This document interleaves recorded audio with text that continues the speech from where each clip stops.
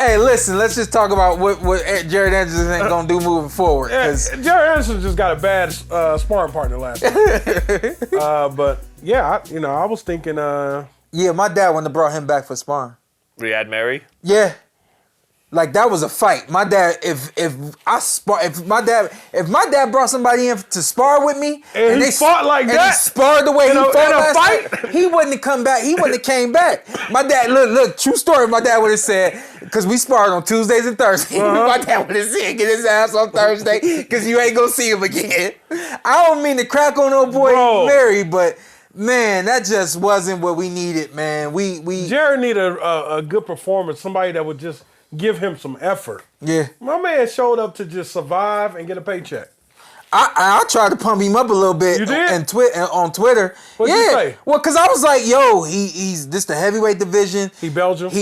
No, I didn't say nothing about being Belgium. But I said he's explosive and strong and unpredictable. That's the worst nightmare in heavyweight division, in the heavyweight boxing, because one punch could put you out of there. Mm-hmm. And we've seen in the past, Jared did a good job of going down, but also moved out a lot too, moved straight back a lot too. That's been his Achilles heel when he fought Charles Martin. You ain't see a lot of that last night. Well, the other guy didn't let loose, which I thought might happen, you know? So I tried to hype him up. After 3 rounds, I was like, oh man, this is how this one gonna go. Well, to continue to hype him up, he was a sneaky counterpuncher with fast hands. 100%. And some of the best work Jared was able to get done was to the body. Mm-hmm. And I'm sitting there, come on, Jared, go to, make him, freeze him up top on the ropes and then dig to the body, right? Make him drop his hands. But I'm also, to be fair to Jared, I'm asking a guy to reach down to the body against a sneaky, quick counterpuncher who's a half foot shorter than you, and you're trying to reach down. It's not as easy as it looks, right? Mm-hmm. But at the same time, I did feel like Jared let some of the frustration set in after the second or third, and maybe that frustration messed with his ability to create and problem solve and, figure out where the opening is, what you got to do. Do you got to bait him to open up? Good luck. He threw 8 punches around. But I was going to say, man, listen, bottom line, I was like, yo, Jared, don't push the tempo. Yeah. Don't force anything. Let's get out of the ring. Let's get out of here with this one. This one right here, let it go. Don't try to force anything. I thought about the creativity as well. I thought that, I told my wife, I said, listen, man, he should just resort to just speed. Be flashy. Give the fans something to look at. Be flashy in and out and give the fans something to look at, because this guy ain't going to give you anything other than that. You know what I mean? Like to your point, going down, dipping down to his level, giving him any inclination that if I let this go, I might do some damage, and actually end up doing that. I was glad that Jared didn't even attempt to do that. I also thought that it showed his maturity in the ring for him not to force things, I can speak as a fighter. When we get frustrated, we actually force things.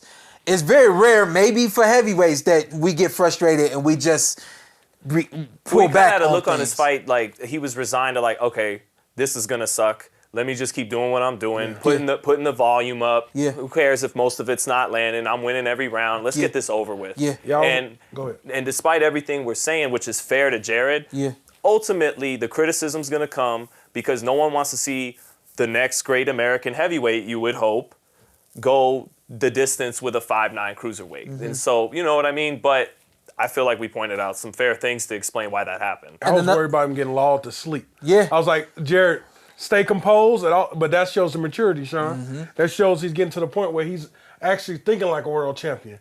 Because I'm like, don't go up in there and have one moment. Because every once in a while, he would throw some shit. Yeah. The dude would throw like a counter punch. And, of course, I hyped Mary up in the last round, too. Yeah, this the last round. Right. Yeah. I was like, if anything, don't fall asleep, to your point, and stay alert. Do what you have to do to stay safe in the ring. But one thing we did see Jared improve on, man, he was able to get low, get under some of them hooks. What that does is that connects to what you're training to do, connect to seeing it work in actual and fight situation. Now that's something that's going to become a part of his muscle memory now because it actually worked. It's one thing to be working on something in the gym and not take that to the ring. He worked on it in the gym, took it to the ring. He saw the success, and now he should have better defense moving forward beyond just that straight back stuff that he was doing before. Well, yeah, and Antt said he didn't see him do it a lot, but he still did it a couple times to Oh, get away from those counters. Yeah. And it's kind of frustrating. You got a guy who's got a great jab out of both like you were joking about Ife. He don't got a jab. Well, Jared does. He's got a jab out of both stances. Fluid, fast, upper body movements there. So you got all these big boxes checked. Yeah. Look, I don't want to pretend to be able to tell you how to do it, but there's got to be a way you could tuck your chin and find other things other looks on defense besides pulling out with the chin exposed.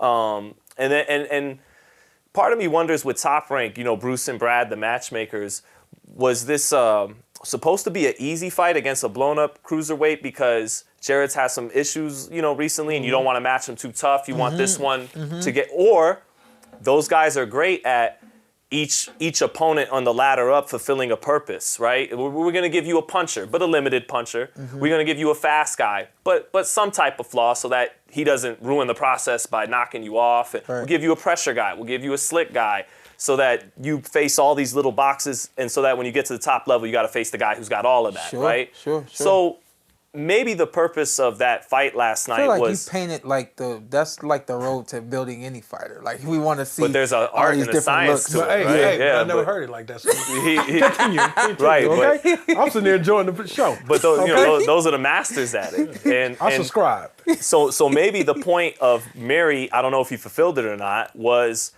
who can we find that's as fluid as him? That's that's not... Frank Sanchez would kind of fit that bill too, but that's that's a big level fight. And so I'm like, maybe that's what Merhy was brought in for. We got to bring up a cruiserweight because there's someone that can match him in fluidity and speed. And he kind of did. Yeah. So that was probably the first time Jared was in with someone as quick as he was. Yeah. But still a terrible fight. That's why I like a jog back next, because you got to get your head off the line. Yeah. You can't just pull back. He's long, tall, and he's throwing them things, Jared. But I think Jared will be all right. See, I'm trying to think of when it was, but this had to be 05, 06, 07 when I was in the Olympic program. They started working on us on moving laterally.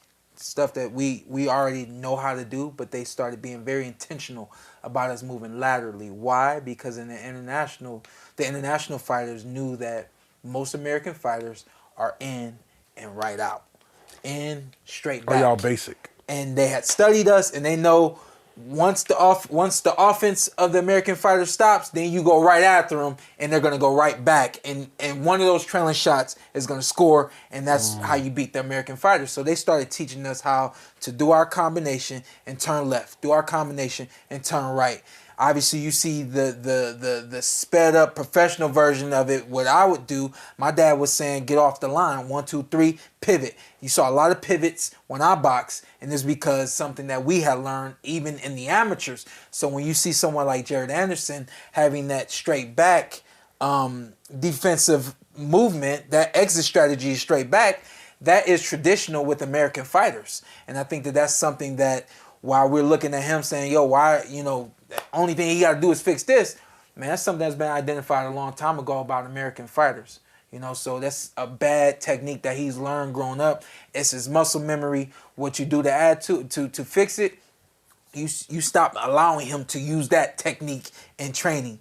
Now everything has to be pivot left, pivot left, pivot left, pivot right, pivot right, pivot right. Step over, step over, step over, not step back. And like I'm doing with the kids that I'm training, when you do something wrong, drop down, give me some push-ups. My dad would make us, if we dropped our hands in training, we was holding weights at the end of training until we was crying. You know what I mean? There's ways to beat those techniques out of a fighter. Can you still do that kind of stuff with a 24-year-old pro, though?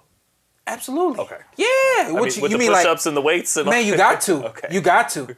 You got to. You gotta, or you show him like what I would do. Show him Charles Martin. Watch that fight every day until you realize that you're still making that move in sparring and you can't make that move anymore. You know what I mean? So that's what I would do. But man, outside of that, he looked great. Didn't have much to work with last night. Terrible dance partner. Who knew? Especially with the story coming into the ring about the upset victory the guy Merhy had. So over Tony Yoka, the gold medalist. Yeah. Right. So well, I mean, he was the definition of a spoiler. They had a word. They call those guys spoilers, thinkers. They don't come to win, but they're very competent and good at making you go the distance and making you not do what you wanted to do that night. Yeah. So